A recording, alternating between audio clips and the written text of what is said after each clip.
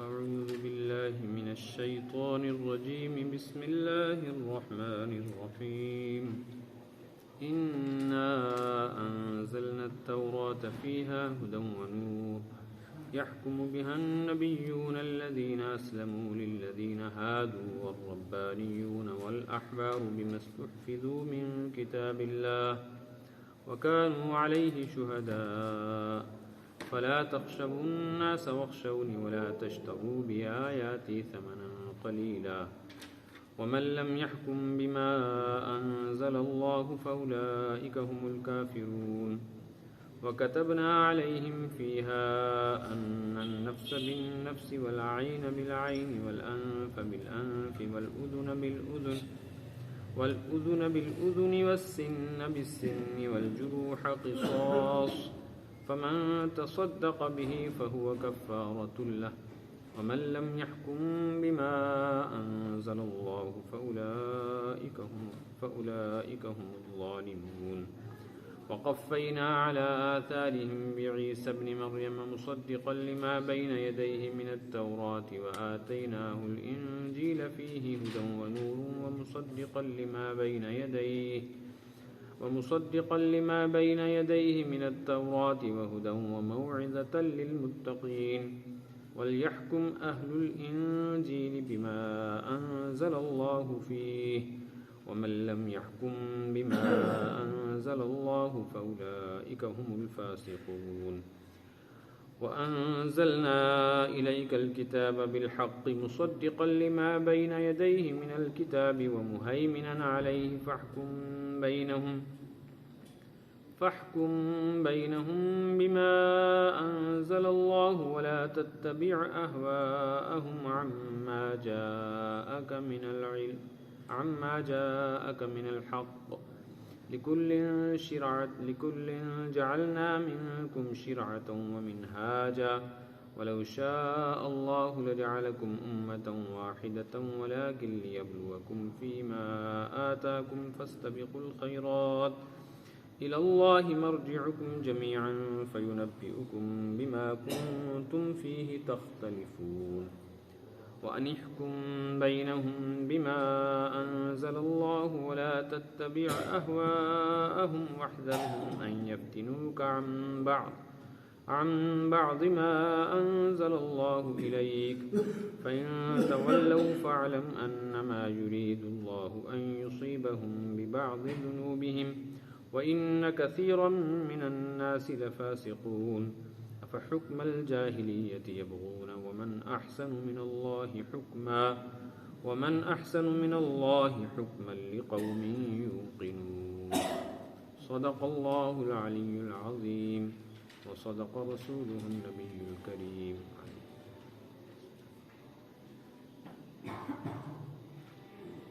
اب حضرات کے ذہن میں یہ بات ہوگی کہ جب سورہ مائدہ کی شروعات ہوئی تھی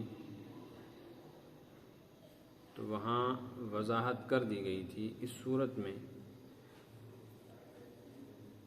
یہود، نصارہ اور مسلمان ان تینوں طبقوں کو مخاطب بنایا گیا ہے۔ یہود و نصارہ کو اس لیے کہ حضرت نبی پاک صلی اللہ علیہ وسلم کی مبارک بعثت یعنی آپ کی تشریف آوری کے وقت یہ دو گروہ، دو جماعتیں یا دو امتیں ایسی تھیں جو اپنے دین کو آسمانی دین کہتی اور اپنی نسبت حضرت موسیٰ اور حضرت عیسیٰ علیہم الصلوات والتسلیمات تو صاحب شریعت پیغمبروں کی طرف کرتی اور ان کے پاس آسمانی کتاب تورات اور انجیل موجود تھی۔ اس دور میں یہی دو جماعتیں پوری روئے زمین پہ ایسی تھیں کہ اسلام سے پہلے ان دو جماعتوں کو حق والی جماعت کہا جاتا تھا اور ان کے پاس تحریف کے باوجود یعنی جو کچھ ان نے اپنی شریعت اور کتابوں میں از خود تبدیلی کر دی تھی اس کے باوجود ان کے پاس باقی تمام دنیا میں بسنے والے انسانوں کے نظریات، افکار اور ان کے عقائد یا ان کا جو مذہب یا طریقہ کار رہا اس کے مقابلے میں یہ دو مذہب بہرحال صحیح تھے، اگرچہ اس میں کافی تحریف اور تبدیلی کر دی گئی تھی۔ پھر جب اسلام آیا تو اسلام کے مخاطب تمام انسان تھے۔ اسلام نے پہلے خطاب میں انسانوں کو خطاب کیا، یا ایھا الناس اعبدوا ربکم، یا ایھا الناس اتقوا ربکم۔ کالے گورے، اجمی عربی، یہودی، عیسائی، مجوسی و مشرک، کسی ایک طبقے کو مخاطب نہیں کیا، انسانیت کو مخاطب کیا۔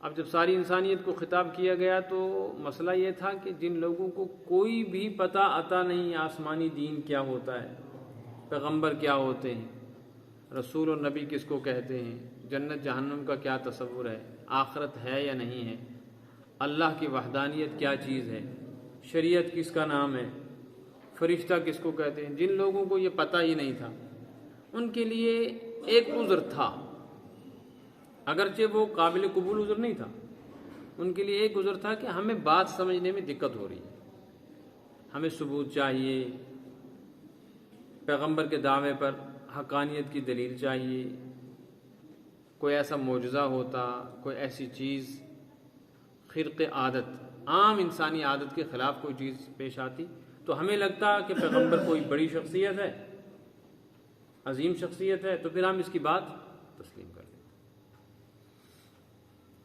لیکن یہود و نصارہ کے پاس کوئی عذر نہیں تھا، ان کے پاس جو کتابیں تھیں، ان کتابوں میں جو تعلیمات تھی تورات میں اور انجیل میں، اور پیغمبروں کے ذریعے سے ان تک جو احکامات اور ہدایت پہنچے تھے، ان کا خلاصہ سب کو معلوم تھا کہ یہ شریعتیں دائمی نہیں ہیں، تورات اور اسی طرح انجیل یہ وقتی شریعت ہے، اور جو پیغمبر آ چکے ہیں وہ بالکل پیغمبر برحق ہیں، لیکن ان کی رسالت و نبوت یا ان کی تعلیمات شرعی اعتبار سے آخر تک چلنے والی نہیں ہے۔ محمد الرسول اللہ صلی اللہ علیہ وسلم خاتم الانبیاء والمرسلین، ان کی تشریف آوری ہونی ہے، بعثت ہونی ہے، ان کو دنیا میں آنا ہے، وہ سب جانتے تھے۔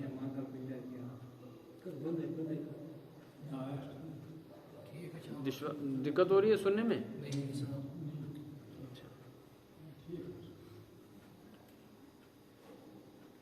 لیکن انہوں نے سب سے بڑی رکاوٹ پیدا کی، یہودیوں نے، اور اس کے بعد دوسرے نمبر پہ نصارہ نے۔ یہ بہت بڑا المیہ تھا، اور اس کی وجہ سے جو بہت سارے نقصانات ہوئے، ایک بڑا نقصان یہ ہو گیا کہ وہ لوگ جن کو کچھ عطا پتہ نہیں تھا وہ تو بیچارے کسی نہ کسی درجے میں ایمان قبول کر لیتے، وہ ان کو دیکھ کر رک گئے، یعنی ان پڑھ پڑھے لکھے کو دیکھ کر اپنے لیے کوئی راہ اپناتا ہے۔ ساری دنیا ایک لحاظ سے ان پڑھ تھی، ان کو تو اس بارے میں کچھ پتہ نہیں تھا دین کیا ہے، تو کچھ رسمیں تھیں، ان رسموں کے پابند تھے، اور یہ پڑھے لکھے لوگ تھے۔ ہر زمانے میں ان کا شہرہ تھا کہ جن کے پاس خدائی کتاب ہے، اور ایک قسم کی چودراہٹ ساری دنیا میں انہوں نے اپنی جمع رکھی تھی، تو یہ ٹھہرے، رکاوٹ بنے، تو باقی لوگ بھی رک گئے۔ اس لیے مسلمانوں کو اس صورت میں جو خطاب کیا گیا ہے وہ یہ ہے کہ تم ایسے نہیں بننا جیسے یہود و نصارہ بنے، اور یہود و نصارہ کو یہ تھا کہ تمہارے لیے شرم ہے کہ تم کیا کر رہے ہو، تم تو ان جاہلوں سے بھی بری حرکتیں کر رہے ہو جن کے پاس کچھ بھی نہیں۔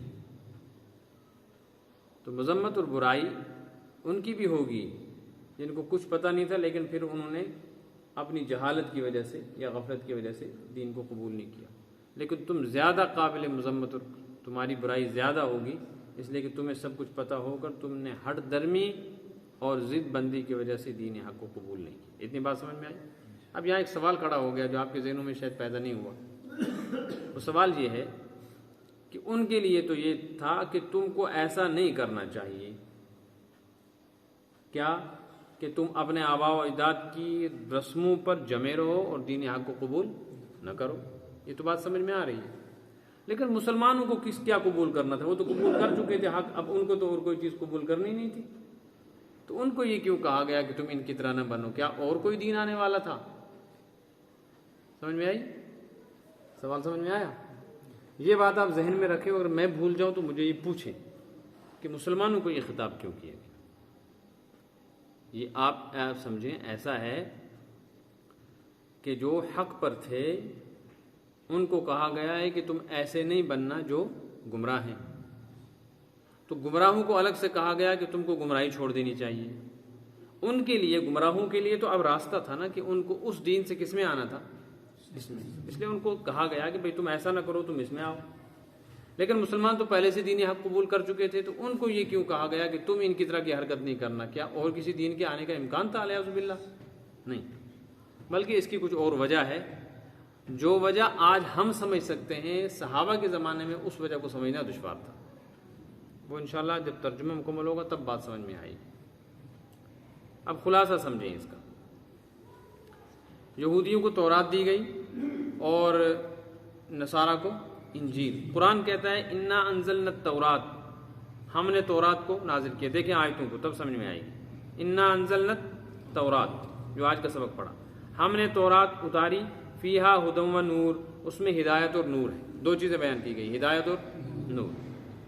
اسی کے سامنے دوسرے صفحے پر دیکھیں، وَأَنزَلْنَا إِلَيْكَ الْكِتَابَ بِالْحَقِّ، ہے نا، اور ہم نے اے نبی آپ کی طرف کتاب برحق اتاری۔ ایک تو تورات اتاری اور کتاب برحق یعنی قرآن، تیسری کیا تھی؟ انجیل۔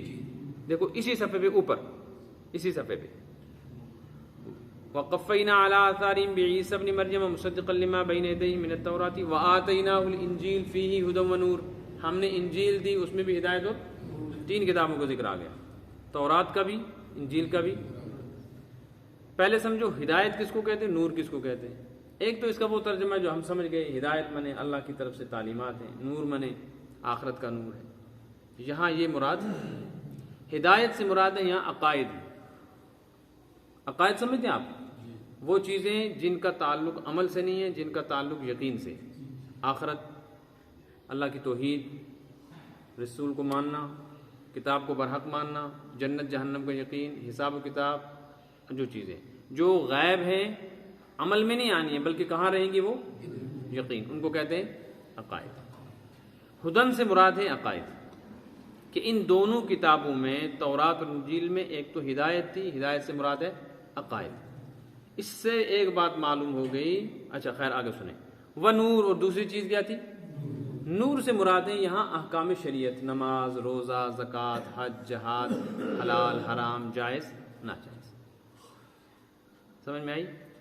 یہاں ایک نقطہ میرے ذہن میں آیا، آپ بھی اس کو سمجھیں، اس لیے بتا رہا ہوں کہ میرے ذہن میں اچانک بات آئی تو مجھے تاکہ یاد رہے، یہ کہہ دوں گا تو کہنے سے، سبق سنانے سے یاد ہو جاتا ہے۔ اس سے ایک بات معلوم ہوگی کہ ہدایت کا تعلق اعمال سے نہیں، ہدایت کا تعلق کس سے ہے؟ عقائد سے۔ کسی آدمی کے عمل کتنے ہی خوبصورت ہوں، چمکیلے ہوں، اس میں نورانیت نظر آئے، لیکن اس کا عقیدہ بگڑا ہوا ہو تو یہ آدمی ہدایت پر نہیں، یہ گمراہ ہے۔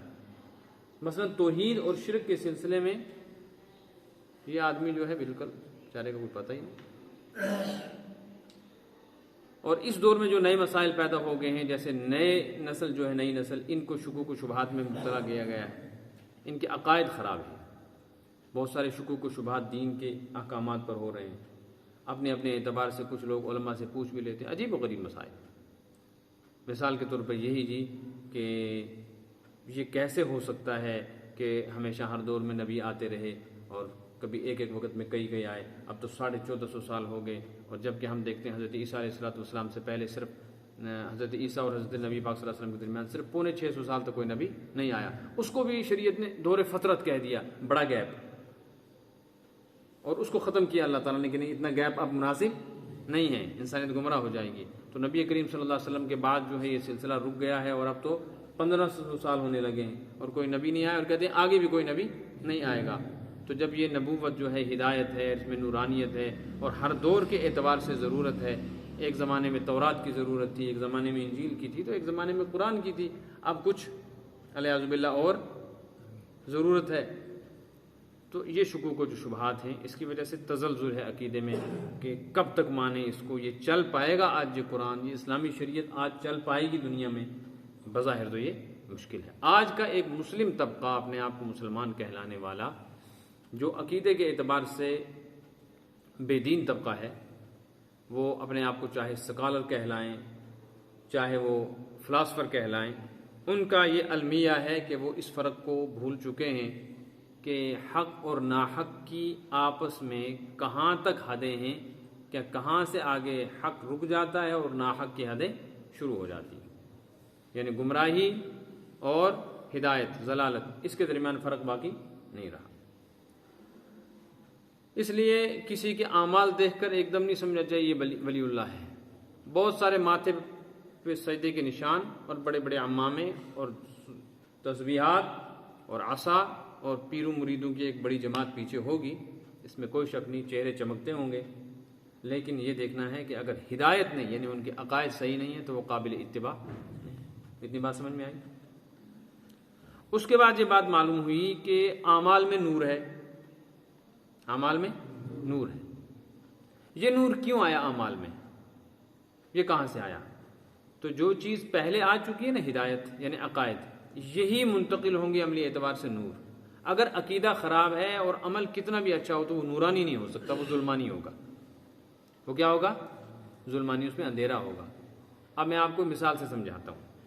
ایک بزرگ ہے، ایک سنت کا، شریعت کا پابند ہے، حرام سے بچتا ہے، حلال کھاتا ہے، نگاہ جھکی ہوئی ہے، شریعت کے مطابق زندگی گزرتی ہے اور بظاہر کوئی عمل اس کا خلاف شریعت نہیں، لیکن بس وہ مسجد میں بیٹھا ہے، مسجد میں بیٹھا ہے، مسجد سے باہر لوگوں کے ساتھ اس کے تعلقات، نہ اس پر کسی کا حق ہے، نہ کوئی لین دین، نہ کچھ ہے۔ یہ آدمی جو ہے بظاہر ولی اللہ ہے۔ اگر یہ کوئی ایسی حرکت کرتا ہے جو عام آدمی نہیں کر سکتے تو اس عمل کو یہ دیکھا جائے گا یہ لوگوں کے سامنے از خود کرتا ہے یا ہو جاتے ہیں۔ ایک ہو گیا کرنا ارادت، ایک ہو گیا ہونا۔ کرنے کا مطلب اور ہونے کا مطلب یہ ہے، ایک گلاس دودھ میرے سامنے آیا ہے اور اتنے سارے لوگ بیٹھے ہوئے ہیں اور میں نے اندازہ لگایا کہ 100 آدمی بیٹھا ہے، 100 گھونٹ اس میں نہیں، تو میں کہتا ہوں اس میں دودھ ہے 1 گلاس، دودھ کا یہ، اور اس میں زیادہ سے زیادہ 10 گھونٹ یا 15، لیکن آپ پیو، دیکھو یہ سب کو پورا ہو جائے گا، اور میں نے پلایا سب کو اور سب کو پورا۔ اس کے بعد میں نے کہا دیکھا، یعنی اپنا ایک عمل میں نے ظاہر کیا۔ یہ ہے ایک صورت۔ دوسری صورت یہ ہے کہ اس میں 1 گلاس کا دودھ تھا، مہمان بہت زیادہ آ گئے اور میں نے بسم اللہ کہا کہ میں نے کہا لو پیو جی، جتنوں کو پورا ہو جائے گا پی لیں، باقیوں کے لیے اللہ کچھ اور انتظام کرے گا، لیکن اللہ کا کرنا کہ سب نے پی لیا، تو اس نے اللہ کا شکر کیا۔ یہ فرق سمجھ میں آیا؟ یہ فرق بتلاتا ہے کہ یہ نمازی اور بے نمازی جو ہے نا، ان میں ایک نمازی آدمی یہ کر رہا ہے لیکن ایک جتا کے کر رہا ہے اور ایک کا از خود ہو رہا ہے۔ جو جتا کے کر رہا ہے اس کو کرامت نہیں کہتے، اس کو کرامت نہیں کہتے، اس کو کہتے ہیں شعبدہ، کیا؟ کرتب دکھانے، کرتب۔ اور جس کا از خود ہو گیا ایسا، اس کو کیا کہیں گے؟ کرامت۔ فرق سمجھ میں آیا؟ اس کا بالکل الٹا ہے، اس عمل کا بالکل الٹا ہے نبوت کے ساتھ معاملہ۔ یہ نبوت کا عکس ہے۔ نبوت میں یہ ہے کہ نبی از خود کوئی کام ایسا نہیں کرتا بظاہر جو ہو، اگر ہوتا ہے تو ہو جائے، لیکن وہ جتاتا۔ ہاں، نبی کے ساتھ یہ معاملہ ہو سکتا ہے کہ اگر کوئی نبی کو کہے کہ آپ ایسا کر دو تو ہم آپ کو سچا مانیں گے، اور نبی ایسا کر دے تو پھر اس کو معجزہ کہیں گے۔ جیسے آپ نے از خود چاند کی طرف اشارہ نہیں کیا، بلکہ مکہ والوں نے کہا آپ چاند کو توڑ کے دکھائیں، تو آپ نے انگلی کا اشارہ کیا، تو مکہ والوں کے کہنے پہ یہ ہوا ہے، تو اس کو کیا کہیں گے؟ معجزہ۔ آپ نے لوگوں کو جمع کر کے نہیں کہا کہ آؤ میں تمہیں چاند کے ٹکڑے کر کے دکھاتا ہوں پھر تم مجھے سچا مانو۔ سمجھ میں آ گئی نا؟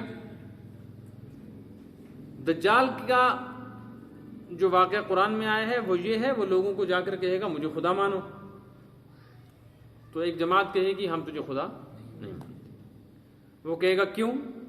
تو وجہ بتائیں گے۔ وہ کہے گا اچھا میں اگر تم میں سے کسی کو قتل کر کے دوبارہ زندہ کروں تو مانو گے؟ وہ کہیں گے ہاں مانیں گے۔ تو وہ ایک آدمی کو پکڑے گا، اس کو قتل کرے گا، قتل کر کے کہے گا دوبارہ زندہ ہو تو وہ اٹھ کھڑا ہوگا، کہے گا اب مجھے مانو۔ وہ کہے گا نہیں اب تو میں بالکل ہی مانتا نہیں تجھے۔ کیوں نہیں مانتا؟ تم نے تو ایگریمنٹ کیا ہے۔ وہ کہے گا اگر تو نے ایگریمنٹ، ہم نے ایگریمنٹ کیا تھا تو ایک دفعہ کا نہیں کیا تھا، ہمیں تو یقین آنا چاہیے، ہمیں ابھی یقین، تو دوسری مرتبہ کر، تو دوسری مرتبہ کرنا چاہے گا تو نہیں کر سکے گا۔ یہ لوگوں نے نہیں کہا کہ تو ہمیں زندہ مار کے زندہ کر، یہ خود وہ کہے گا میں ایسا کرتا ہوں۔ تو جو آدمی از خود اپنی بزرگیاں جتاتا پھرے تو اس کی بزرگی کو کیا کہیں گے؟ شعبت، بشرطے کہ یہ آدمی بظاہر نیک ہو، کیونکہ اندر نفس اس کا جو ہے وہ مرا ہوا، تو نفس کی شرارت اسے یہ کروا رہی ہے۔ بات سمجھ میں آ گئی؟ اس کے مقابلے میں ایک آدمی ہے فاسق و فاجر، نہ نماز نہ روزہ نہ دین کا عطا پتہ، بیچارے کو گناہوں میں ڈوبا ہوا ہے، عورت مردوں کا اختلاط نہیں، حرام حلال کا پتہ کچھ نہیں، اس کو کوئی فرق نہیں سمجھتا عورت اور مرد کے جوڑ میں، بلکہ اس سے بڑھ کر کوئی کافر کیوں نہ ہو، وہ ایسی حرکتیں کرتا ہے جو بظاہر کوئی نہیں کر سکتا۔ مثال کے طور پر ایک بیمار کو کہا، لا علاج بیمار کو، میں جو پھونک مارتا ہوں ایک دم ٹھیک ہوگا، تو پھونک مارا تو وہ ٹھیک ہو گیا بظاہر۔ تو اس کو کہتے ہیں استدراج۔ کیا کہتے ہیں؟ استدراج۔ یہ زیادہ خطرناک چیز ہے۔ استدراج کا مطلب ہے یہ دجالی فتنہ ہے۔ دجال کو تو اس سے بھی بڑی طاقت ہوگی، وہ تو بارش کو کہے گا برف تو بارش برسنے لگ جائے گی، تو اتنا خطرناک۔ وہ تو مٹی کو اٹھا کر دکھائے گا تو سونا بنے گی، سونے کو مٹی بنا دے گا۔ یہ بے دین آدمی ایسا کر رہے ہیں، تو اس کے اس عمل کو کیا کہتے ہیں؟ استدراج کا جو معنی ہے وہ آپ کو سمجھ نہیں آئے گا۔ استدراج کا معنی آپ سمجھو دھوکہ۔ یہ کیا ہے؟ دھوکہ۔ تو ایک ہے نور، ایک ہے ظلمت۔ دجال کا جو عمل ہے وہ ظلمت پر مبنی ہے، اور پیغمبر کا جو عمل ہے وہ نور پر مبنی ہے۔ دجال کو دجال کہتے ہیں اس لیے کہ دجال دجل سے بنا ہے۔ دجل کہتے ہیں فریب دینے کو، اسی لیے کشمیری میں کہتے ہیں اس کو بڑ دجال۔ بڑ دجال اس لیے کہتے ہیں بڑا دھوکے باز۔ سمجھ میں آئی؟ نور پر یہ بات میں یہ کہہ رہا تھا کہ جو شریعت اور سنت کے اعمال ہیں، یہ شریعت اور سنت کے اعمال جو ہیں ان میں نورانیت اس وقت پیدا ہوگی جب عقائد صحیح۔ اگر کسی کا عقیدہ گڑبڑ ہے، پھر وہ کتنے بھی کرتب دکھائے، کتنی بھی کرامتیں دکھائے، یا کتنے بڑے بڑے سجدے کرے، تسبیح کرے، اعتکاف کرے، اس کا عمل نور نہیں ہے۔ اس کا عمل دیکھنے میں اچھا لگ رہا ہے لیکن اندر اس کے ظلمت ہے۔ یہ بات سمجھ میں آئی؟ قرآن کہہ رہا ہے کہ یہ ہدایت اور نور کس میں تھا؟ تورات میں، اور یہی کس میں ہے؟ انجیل میں۔ سمجھ میں آیا؟ سوال یہ ہے کہ جب تورات میں یہ چیز موجود تھی، انجیل کی ضرورت کیوں پیش آ گئی؟ ہے نا سوال؟ اور جب انجیل میں بھی یہ چیز تھی، دو میں آ گئی تھی، تو اب قرآن کی ضرورت کیوں پیش آ گئی؟ اگر تورات کے بعد انجیل کی ضرورت نہیں تھی تو انجیل آئی کیوں؟ اور انجیل کے بعد قرآن کی ضرورت نہیں تھی تو قرآن آیا کیوں؟ چلو اگر ضرورت تھی تو پھر ایک تیسرا سوال ہے کہ جب انجیل کے بعد، تورات کے بعد انجیل کی ضرورت نہیں تھی مگر انجیل آ گئی، اور انجیل کے بعد قرآن کی ضرورت نہیں تھی مگر قرآن آ گیا، تو قرآن کے بعد اور کسی کی ضرورت نہیں تو آنا چاہیے تھا نا کچھ، پھر بھی سلسلہ چلنا چاہیے، یہ رکا کیوں؟ آپ کو یہ سوال سمجھ میں آ رہے ہیں؟ یہ پیچیدہ سوال پتہ نہیں کیوں میرے ذہن میں آ رہے ہیں، مجھے سمجھ میں نہیں آ رہا، میں نے اس وقت کہیں کا کہیں میں چلا گیا۔ یہ کسی زمانے میں ہم نے پڑھے تھے اپنے استادوں سے، اور 20 سال پرانی باتیں مجھے یاد آنے لگی۔ اب آپ یہ جو سوالات ہیں انہی کے جواب سنیں، پہلے ترجمہ سن لیں۔ پہلے قرآن کہتے ہیں ہم نے تورات نازل کی، اس میں ہدایت اور نور تھی، پھر ہم نے کیا نازل کی؟ انجیل۔ یہ جو سوال ہے اس کا جواب دے رہا ہے قرآن۔ تورات بھی کوئی غلط کتاب نہیں تھی، اس میں بھی ہدایت تھی، اس میں بھی اعمال تھے، اور انجیل بھی کوئی غلط کتاب نہیں، لیکن ہم نے تورات کے بعد جو انجیل اتاری وہ اس لیے نہیں اتاری کہ تورات غلط تھی اب انجیل کی ضرورت پڑی، یا انجیل غلط ہے اس کے بعد قرآن کی ضرورت پڑی، بلکہ ہم ہیں حاکم، انزلنا، ہم نے اتاری ہے نا، تو ہم حاکم ہیں۔ حاکم جانتا ہے کہ مجھے اپنی رعایا اور پبلک کو کس پوائنٹ پر جا کر کیا حکم دینا ہے۔ کمانڈر جانتا ہے کہ میری فوج میرے تابع چل رہی ہے، میں نے ان کو کہا ہے ایسے چلو، کس جگہ جا کر مجھے کہنا ہے کہ رکو، تو ان کے چلنے پر پابندی کب لگے گی، کب ان کو کہا جائے گا رائٹ موڑو یا لیفٹ، کب کہا جائے گا فائر کرو، کب کہا جائے گا رکو۔ فوجی یہ سب کچھ خود کرتے ہیں، لیکن کس کے تابع رہ کر؟ حاکم کس سے کر رہا ہے؟ حاکم اپنی فوج کے تحفظ اور ان کے بچاؤ کے لیے جانتا ہے کہ کہاں کیا تدبیر اختیار کرنی چاہیے۔ جب ایک کمانڈر اپنی فوج کو ایسے ڈیل کر رہا ہے، چلا رہا ہے، تو احکم الحاکمین خوب جانتا ہے کہ انسانی نسل جو چل رہی ہے، اس انسانی نسل کو کس مرحلے پر پہنچ کر کیا چیز چاہیے۔ اب یہ سوال تو تب پیدا ہو سکتا تھا کہ کیوں آیا جبکہ ہدایت الگ الگ ہوتی، یعنی دین الگ ہوتا۔ ہدایت تو دونوں میں ایک ہے، آخرت، رسالت، کتاب، توحید، پلسرات، حشر نشر، یہ انجیل، تورات، زبور اور قرآن میں ایک جیسا ہے، لہٰذا کوئی نئی چیز ہے ہی نہیں۔ صرف نور بدلا ہے، روشنی بدلی ہے. تو کسی وقت لائٹ زیادہ تیز چاہیے، کسی وقت لائٹ کم چاہیے. بات سمجھ میں آ گئی نا؟ کسی وقت کسی کونے میں لائٹ جلنی چاہیے، کسی کونے کی بند ہونی چاہیے، لیکن سپلائی سارے میں رہنی چاہیے مکان میں، ایک روم کی بند ایک ہی. تو اللہ جانتا ہے کہ انسانیت جو آگے بڑھ رہی ہے، تورات کے اترتے وقت شریعت کے کیا احکام ضروری تھے، وہ قوم کیسی تھی جو کس طرح کے احکامات کو برداشت کر سکتی تھی. پھر آگے چلی، طبیعتیں بدل گئیں، زمانہ آگے چلا تو زمانے کے ساتھ حالات بدلے. حالات بدلنے اور طبیعتوں کے بدلنے کے ساتھ انسان پچھلی چیزوں کو بوجھ محسوس کرتا ہے، اس لیے کچھ آسانیاں کر دی گئیں انجیل میں. مثال کے طور پر چربی حرام تھی، کس میں؟ انجیل میں. یہودیوں پر چربی حرام تھی، لیکن جب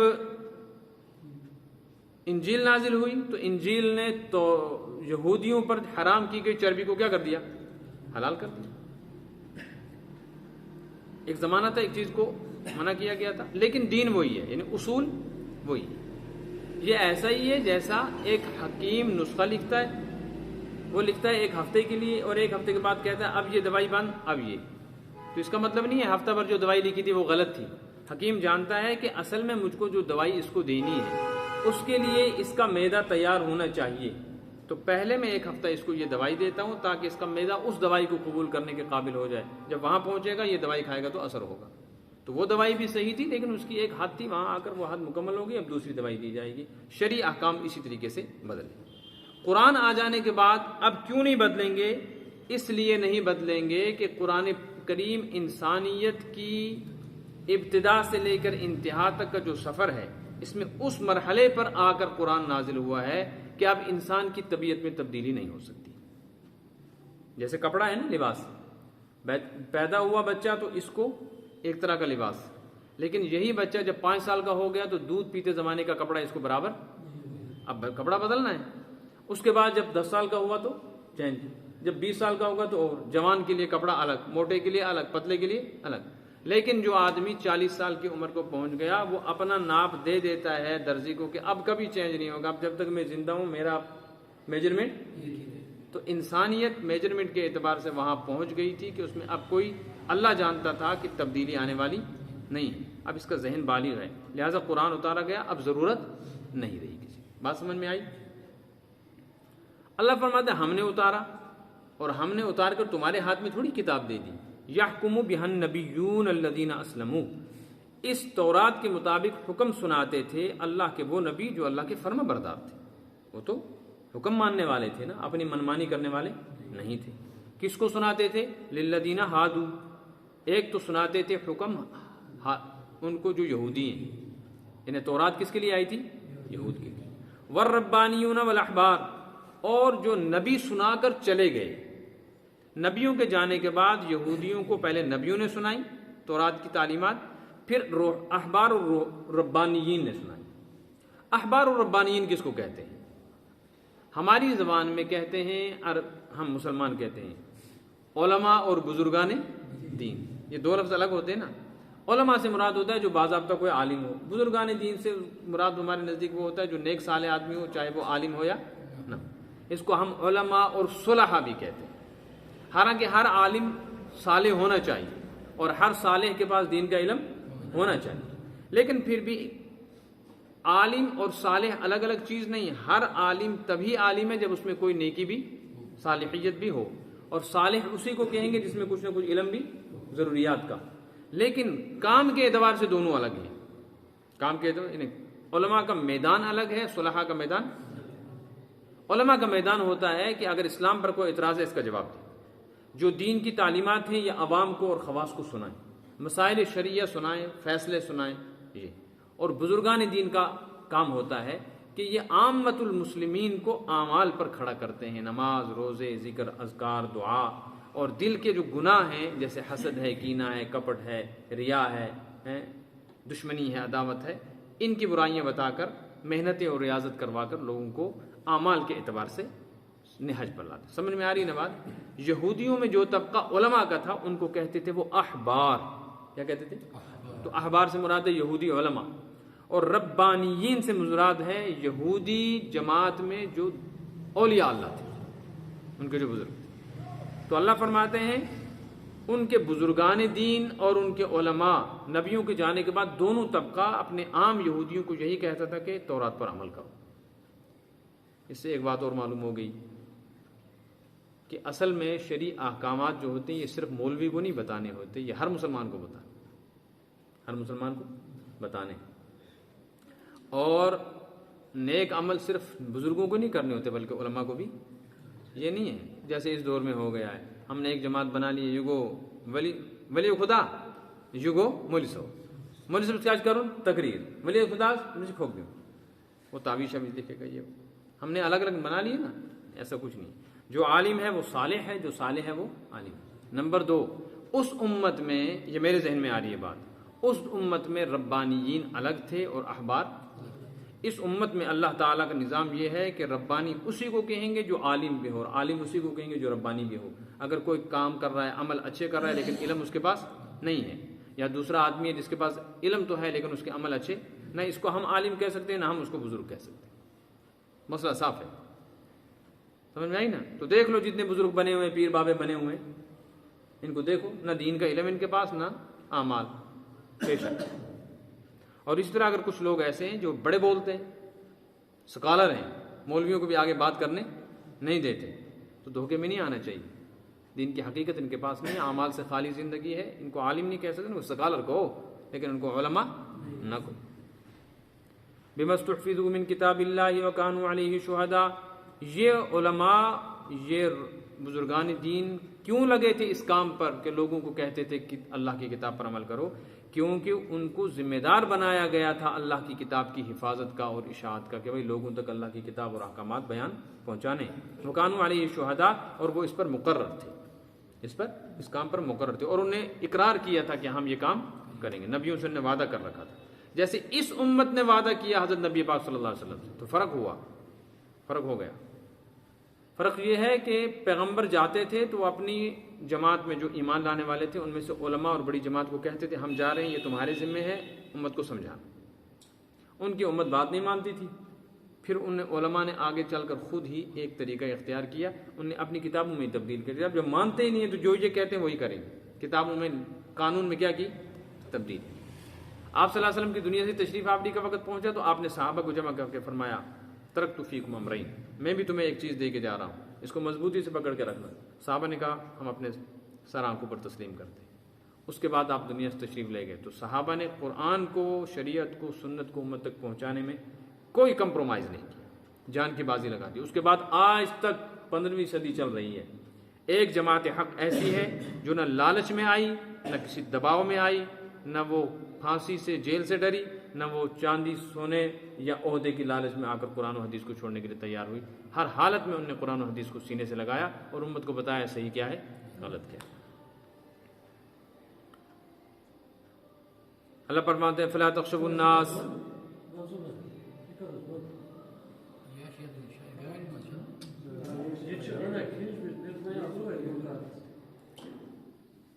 فلا تخشوا الناس. دیکھو اگر قرآن پڑھتے وہ نہ کھینچتا، اس نے اسی کو کھینچا. ہم قرآن پڑھ رہے ہیں، مائک ہمارا ہے لیکن آواز کہاں کی لے رہا ہے؟ اس سے معلوم ہوا کہ جدید آلات جو ہے نا، اس دور کی نئی چیزیں، موبائل یا دوسری چیزیں، اگرچہ ان کا استعمال حرام لیکن یہ اثرات ہے اس کے اندر کہ بنانے والے کا اثر بنی ہوئی چیز میں ہوتا ہے. بنانے والا دیندار ہوگا تو مکان میں بھی دینداری کے اثرات ہوں گے، بنانے والے بے دین ہوں گے تو. حتیٰ کہ مسجدوں میں بھی یہ ہے، جو مسجدیں غریب غربا کے چندے سے، حلال کے پیسے سے بنتی ہیں اور سیدھی سادھی بنتی ہیں، جو نورانیت ان میں ہوتی ہے وہ عالی شان مسجدوں میں اور ان لوگوں کے پیسے سے نہیں ہوتی جن کا پیسہ مشکوک ہو. اسی طرح بنانے والی کمیٹی اگر دیندار اور صالح ہو تو نماز اور مسجد کا اثر الگ ہوگا، اور وہی خود بے دین ہو تو پھر اس کے اثرات الگ ہوں. یہ بھی ایک اہم بات ہے. تو اب اللہ فرماتے فلا تخشوا الناس، اے یہودیو لوگوں سے نہ ڈرو. اے یہودی علماء تم لوگوں سے، کیونکہ یہ اس زمانے میں اب نبی کے زمانے میں اب خطاب ہے ان سے، لوگوں سے نہ ڈرو. وخشونی، مجھ سے ڈرو. کیا مطلب؟ یعنی یہ مت سوچو کہ اگر ہم نے تورات کے احکامات پر عمل کر کے نبی کریم صلی اللہ علیہ وسلم کو نبی برحق ہونا بیان کر کے تسلیم کر لیا تو ہماری گدی چلی جائے گی یا ہمیں یہودی مخالف ہو کر نقصان پہنچائیں گے۔ اے علماء، تم اس سے نہ ڈرو۔ تم کیوں ڈرتے ہو؟ اس سے ڈرنے کا حق ہے کس کا؟ اللہ سے ڈرو۔ دوسری بات ہے لا تشترو بھی آیاتی ثمنا قلیلا، میری آیتوں کو معمولی قیمت کے بدلے نہ بیچو۔ کیا مطلب؟ کہ لالچ میں بھی نہ آؤ کہ اگر ہم مسلمان بن گئے تو چلو اب تو فتوی شتوی الٹے سیدھے دے کر فیس آ جاتی تھی، تو فیس بند ہو جائے گی۔ اب تو حضرت جی پیر صاحب مولانا صاحب کہتے تھے، تو اگر ہم اس جماعت میں مل گئے تو یہ سلسلہ ختم ہو جائے گا۔ نہ ڈرو نہ طمع کرو، بلکہ حق کو قبول کر لو۔ جو کچھ تم چاہتے ہو وہ تمہیں ویسے بھی مل جائے گا۔ وَمَن لَّمْ يَحْكُم بِمَا أَنزَلَ اللَّهُ، یاد رکھو جو آدمی اللہ کے حکم کے مطابق جو اس نے اتارا ہے فیصلہ نہ کرے، اولئک هم الکافرون، یہ کافر ہیں۔ یہاں کیا کہا؟ جو فیصلہ نہ کرے وہ کیا ہے؟ یاد رکھنا۔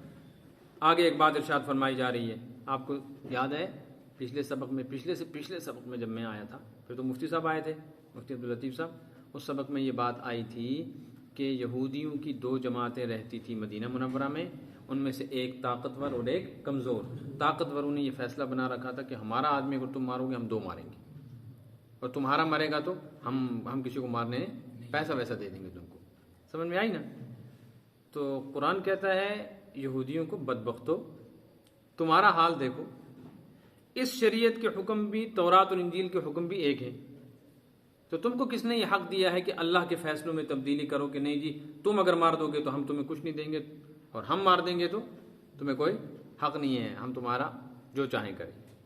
کتبنا علیہم، ہم نے تو ان پر بھی یہ چیز لازم کی تھی، لکھ دی تھی تورات میں، فیہا، تورات میں یہ شریعت کا حکم تھا، ان النفس بالنفس، جان کے بدلے جان، کسی نے کسی کو قتل کیا تو بدلے میں قتل، قصاص، والعین بالعین، کسی نے کسی کی آنکھ پھوڑی تو بدلے میں کیا؟ یہ بھی ایک قصاص ہے، بدلہ، والانف بالانف، ناک کے بدلے ناک، والاذن بالاذن، کان کے بدلے کان، والسن بالسن، دانت کے بدلے دانت، والجروح قصاص، حتیٰ کہ اگر زخم لگایا ہے تو اس کے بدلے میں بھی دوسرے آدمی کو حق ہے کہ وہ زخم لگائے۔ ہماری شریعت میں بھی یہی حکم ہے، تورات میں بھی یہی ہے، انجیل میں بھی یہی ہے۔ ظلم کا بدلہ مظلوم اگر لینا چاہے تو جتنا ظلم اس پر ہوا ہے وہ اتنا ظلم کا بدلہ لے سکتا ہے، جب یہ طے شدہ ہے۔ اس میں امیر غریب کا فرق نہیں ہے، تو تم نے کیسے تبدیلی کر دی؟ بات سمجھ میں آ رہی ہے؟ اب سنو آگے ایک بات بیچ میں فرما دی، فمن تصدق به فهو کفارۃ اللہ، جو آدمی ظلم و زیادتی کو معاف کر دے تو بہرحال یہ معاف کر دینے سے یہ فائدہ ہوگا کہ اللہ اس معاف کر دینے والے کے گناہوں کو معاف کفارہ بن جائے گا۔ لیکن بدلہ لینا چاہے تو کوئی گناہ، جتنا مارا ہے اتنا تم بھی مار لو۔ اس نے ایک آنکھ پھوڑی تم بھی ایک آنکھ پھوڑ دو، اس نے تمہارے 2 دانت توڑے تم بھی اس کے 2 دانت توڑ دو، لیکن غصے میں اگر 3 نہیں توڑنا ورنہ تم خود ظالم ہو جاؤ۔ اس نے تھپڑ مارا تو جتنے زور سے اس نے مارا اتنے زور سے تم بھی مار دو، دل ٹھنڈا کر لو۔ آگے فرمایا وَمَن لَّمْ يَحْكُم بِمَا أَنزَلَ اللَّهُ، جو اللہ کے فیصلے کے مطابق حکم نہ دے، فَأُولَٰئِكَ هُمُ الظَّالِمُونَ، یہ ظالم ہے۔ پہلے کہا جو حکم کے مطابق شریعت کے مطابق فیصلہ نہ سنا ہے وہ، اب کیا فرمایا؟ ظالم۔ فرق کیا ہے؟ فرق یہ ہے، یہ ہیں احکامات شریعت کے، مار دھاڑ ظلم و ستم، اس کا مقابلہ یہ شرعی احکامات، اس کا عقیدے سے تعلق نہیں۔ بھائی آپ کو کسی نے مار دیا، آپ اس کو اس کے بدلے میں مار دو۔ دوسرا ہے عقیدہ، عقیدے میں تبدیلی کفر ہے، عقیدے میں تبدیلی، عمل میں مخالفت کفر نہیں ہے، عمل میں مخالفت یہ ظلم ہے۔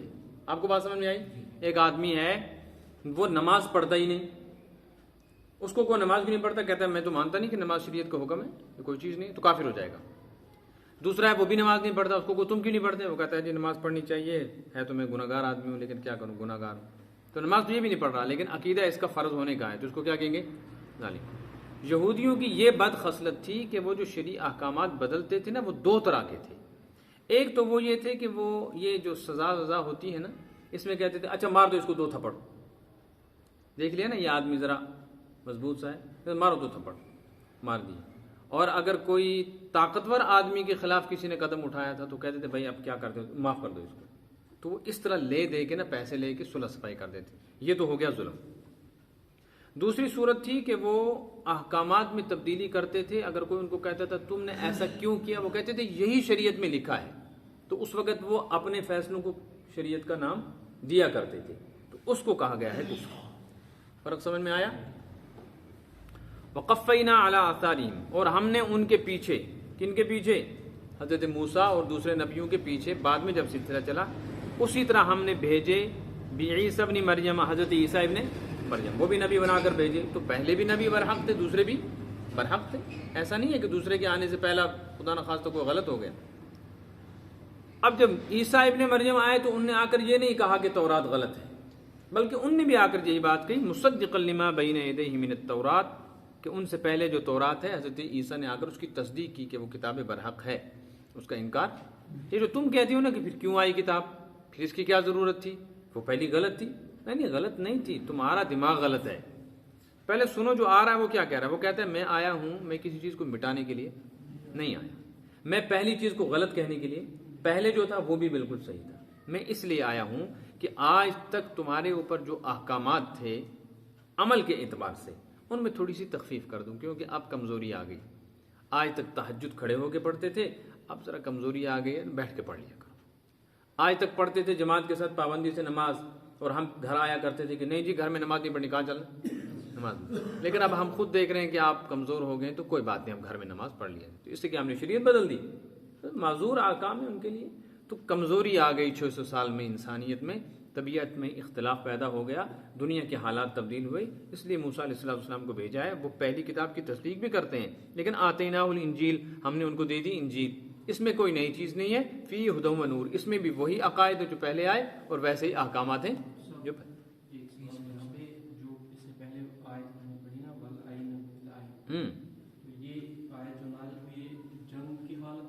نہیں، یہ عام حالات میں. اصل مسئلہ یہ ہے کہ یہ قصاص کا جو معاملہ ہے یہ از خود نہیں ہے. پہلے یہ بات سمجھنی چاہیے. یہ جو تھپڑ کے بدلے تھپڑ مار دیں گے یہ ایسے نہیں ہے. یہ قصاص کا مسئلہ ہے. اس کو ہم آج کی زبان میں فوجداری قانون کہتے ہیں. فوجداری قانون وہ ہوتا ہے کہ جس میں کوئی آدمی کسی کے اوپر جانی یا مالی ظلم کرے، ڈاکہ ڈالے، قتل کرے، مار دھاڑ کرے، تو اس کا فیصلہ گاؤں والے نہیں کرتے، اس کا فیصلہ عدالت کرتی ہے، پولیس کرتی ہے. پولیس اپنے سامنے بٹھا کر قضیہ سننے کے بعد سزا سناتی ہے. یہ قوانین جو ہیں یہ شرعی قوانین ہیں. اس میں اگر کسی نے کسی پر ظلم کیا ہے تو اس مظلوم کو از خود اقدام کرنے کی اجازت نہیں. یہ پہلے ہی سن لینا، شریعت اس پر پابندی لگاتی ہے. یہی وجہ ہے کہ اگر آج کوئی آدمی زنا کرتے پکڑا جائے تو شرعی حکم یہ ہے کہ سنسار کرو. 100 آدمی بھی اس کو پکڑ لیں گے تو اس کو قتل نہیں کر سکتے. اور آج کسی نے کسی کو قتل کر دیا دن دہاڑے اور ہمیں معلوم ہے کہ قاتل یہ ہے تو ہم اس کو پکڑ کے قتل، حالانکہ شرعی حکم یہی ہے. بلکہ اس کو قتل کرنے کا ایک سلسلہ ہے، اس کی ایک ترتیب ہے، اس کا ایک ضابطہ ہے. وہ یہ ہے کہ آپ کورٹ میں جائیں، وہاں سے ایک قانون آئے گا، پھر اس کو سزا ملے گی. تو یہ جو فوجداری کے قوانین ہیں یہ سب اسی کے تحت آ رہے ہیں. ان فوجداری کے قوانین میں جب مظلوم پر ظلم ہوا، وہ قاضی کے پاس یعنی جج کے پاس جا کر استغاثہ، فریاد دائر کرے گا کہ فلاں آدمی نے میری آنکھ پھوڑ دی ہے. قاضی اس کو بلائے گا، تحقیق کرنے کے بعد کہے گا آنکھ پھوڑو. یہ صورت ہے، تب کوئی جھگڑا نہیں ہوگا. یہ ذہن میں رکھنی چاہیے بات. فوجداری کے تمام قوانین میں از خود کوئی آدمی اقدام نہیں کر سکتا، کیونکہ از خود وہ اگر اقدام کرے گا تو اعتدال رکھی نہیں. عدل کیسے کرے گا؟ کیسے ہو سکتا ہے کہ ایک آدمی نے آپ کا دانت غصے میں آ کے توڑا، آپ بھی ایک تھپڑ مارو اس کو دانت توڑ دو؟ ایک دانت ٹوٹے گا ہی نہیں. ہو سکتا ہے کوئی 2 ٹوٹ جائیں، 3 ٹوٹ جائیں، یا کچھ بھی نہ ٹوٹے، آپ کا ہی ہاتھ ٹوٹ جائے. اور ہو سکتا ہے کہ جو دانت اس نے توڑا تھا آپ دوسرا توڑ دو، تو زیادتی ہوگی نا. اس کے لیے ضابطہ ہے، قاضی کے حکم سے توڑا جائے گا. پھر اگر 2 بھی ٹوٹ گئے تو اس پر کوئی استغاثہ نہیں کر سکتا. وَمُصَدِّقًا لِمَا بَيْنَ يَدَيْهِ مِنَ التَّوْرَاتِ، اور یہ عیسیٰ علیہ السلام کی جو کتاب تھی نا انجیل، یہ بھی تصدیق کر رہی تھی کہ تورات برحق ہے.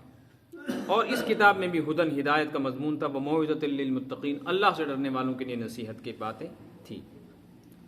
اب قانون جب ایک ہے، ضابطہ ایک ہے، تو وَلْيَحْكُمْ أَهْلُ الْإِنجِيلِ بِمَا أَنزَلَ اللَّهُ فِيهِ، انجیل والوں کو چاہیے کہ جو احکامات انجیل میں ہیں اس کے مطابق فیصلہ کریں، جیسا کہ تورات والوں کو چاہیے کہ تورات کے مطابق فیصلہ کریں.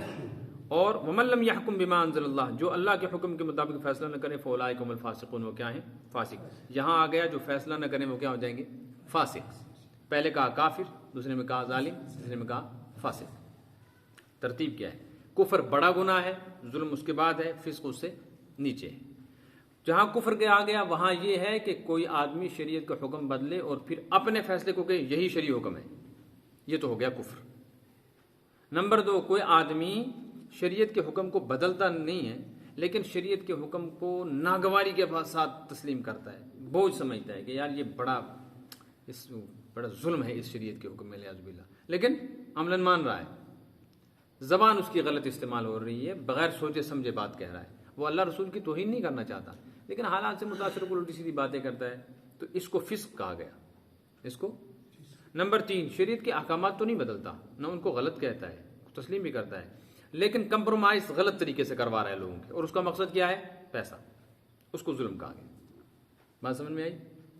سبق اتنا ہوگا، یہاں ایک سوال پیدا ہو گیا، اور وہ یہ ہے کہ دنیا میں یہی کہہ رہے ہیں آج لوگ، وحدت ادیان ایک نعرہ ہے، وحدت ادیان کا مطلب ہے ساری دنیا میں ایک دین ہے، دین ایک۔ جب دین ایک ہے تو دیکھ لو جن جن کا دین ایک جیسا ہے ان کو اپنے ہی دین پر رہ دو، جنت میں چلے جائیں گے۔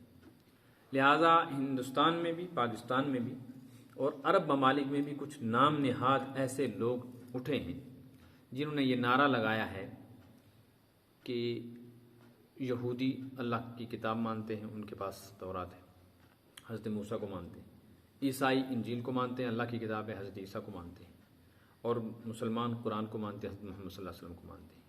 تینوں کو سامنے رکھ کر دیکھو، تورات حق ہے کہ نہیں، انجیل حق ہے کہ نہیں، زبور حق، قرآن حق ہے، حضرت موسیٰ حق ہیں کہ نہیں، حضرت عیسیٰ حق ہیں کہ نہیں، حضرت نبی صلی اللہ علیہ وسلم حق ہے کہ نہیں۔ تینوں جماعتوں کی بنیاد میں آخرت ہے کہ نہیں، توحید ہے کہ نہیں؟ جب سب کچھ ہے، اس لیے یہودی یہودی رہیں، عیسائی عیسائی رہیں، ان کو اسلام کی دعوت دینا یا قبول کرنا نجات کے لیے ضروری نہیں، مسلمان مسلمان رہیں۔ البتہ ان سے ہٹ کر جو لوگ ہیں ان پر محنت کرو، کچھ یہودی بن جائیں، کچھ عیسائی بن جائیں، کچھ مسلمان بن جائیں، تو سارے کے سارے کہاں چلے جائیں گے؟ دلیل کیا ہے؟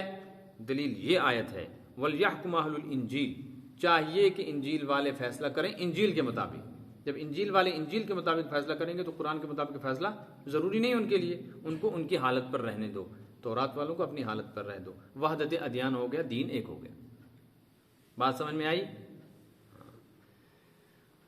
لیکن اس میں ایک بات، اب یہ تفصیلی مضمون ہے، ٹائم ختم ہو گیا ہے، اللہ نے چاہا آگے اگر زندگی رہی یاد رہا تو اس پر بات کریں گے۔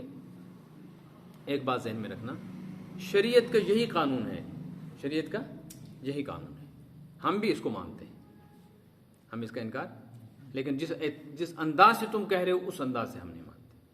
ہم کہتے ہیں کہ ملک کے اندر ایک جماعت برسر اقتدار آ گئی ہے اور ایک جماعت ملک کے اقتدار سے ہٹ چکی ہے۔ بات سمجھ آ رہی ہے؟ بی جے پی آ گئی ہے اور کانگریس اس وقت اس ملک میں رہنے والوں کے لیے لازم ہے کہ وہ یہ مان لیں کہ بی جے پی جو ہے حکومت اسی کی ہے۔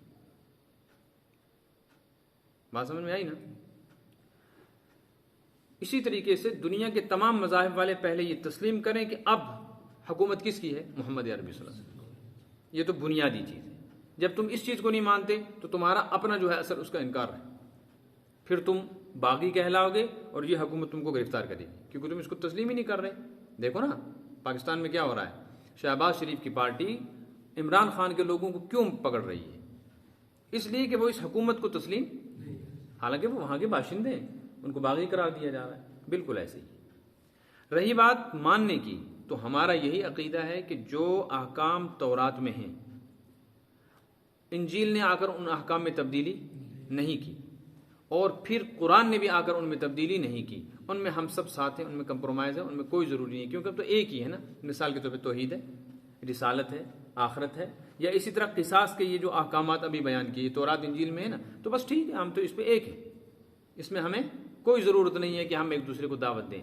لیکن جو اختلافی مسائل ہیں، ان اختلافی مسائل میں موجودہ حکومت کو ماننا ضرور ہوگا، اور موجودہ حکومت ہے قرآن اور محمد عربی صلی اللہ علیہ وسلم۔ اب جب وہ اس کو مان ہی نہیں رہے تو وہ دائرے سے نکل کر کافر بن گئے، وہ پھر خدائی کتاب کو ماننے والے اور نبی برحق کو ماننے والے رہے ہی نہیں۔ آیا کچھ سمجھ میں؟ بے شک ہم نے اتارا ہے تورات کو، اس تورات میں ہدایت یعنی عقائد بھی ہیں، نور اعمال بھی ہیں، احکام بھی ہیں۔ یحکم بہا النبیون الذین اسلموا، اس کے مطابق اللہ کے برگزیدہ بندے نبی جو ہیں وہ فیصلہ سناتے تھے، للذین ہادو، یہودیوں کے لیے، والربانیون، اور اسی طرح یہودی اہل اللہ بزرگان دین، والاحبار، ان کے علماء بھی اسی کے مطابق فیصلہ سناتے تھے۔ بما استحفظوا من کتاب اللہ، کیونکہ ان کی ذمہ داری لگائی گئی تھی اللہ کی کتاب کی حفاظت اور نگرانی کی۔ وکانوا علیہ شہداء، اور ان نے اس کا اقرار بھی کیا تھا کہ ہم اس پر عمل کریں۔ لہٰذا فلا تخشوا الناس، اے یہودیو دین حق کو قبول کرنے میں لوگوں سے نہ ڈرو، واخشونی، مجھ سے ڈرو، ولا تشتروا بآیاتی قلیلا، اور میرے احکامات کو دنیا کی قلیل متاع اور سامان کے بدلے میں چھوڑ نہ دو۔ بیچنے کا ترجمہ میں نے کیا چھوڑ نہ دو، یعنی پیسے کے بدلے میں دین حق کو نہ چھوڑو۔ ومن لم يحكم بما انزل اللہ، یاد رکھو جو آدمی اللہ کے نازل کیے ہوئے قانون کے مطابق فیصلہ نہ کرے فاولئک هم الکافرون، وہ کافر ہے، یعنی جو احکامات کو بدل کے اپنی باتوں کو، اپنے فیصلے کو خدا کا فیصلہ کہے۔ وکتبنا علیہم، اور ہم نے یہودیوں پر طے کر دیا تھا، فیہا تورات میں، ان النفس بالنفس، اب یہ قانون جو ہے نا تورات میں بھی ہے، انجیل میں بھی ہے، ہمارے ہاں تو اس میں ہم برابر ہیں، ہم تو مان رہے ہیں، یہاں تو وحدت ہے، اس میں کوئی حرج نہیں۔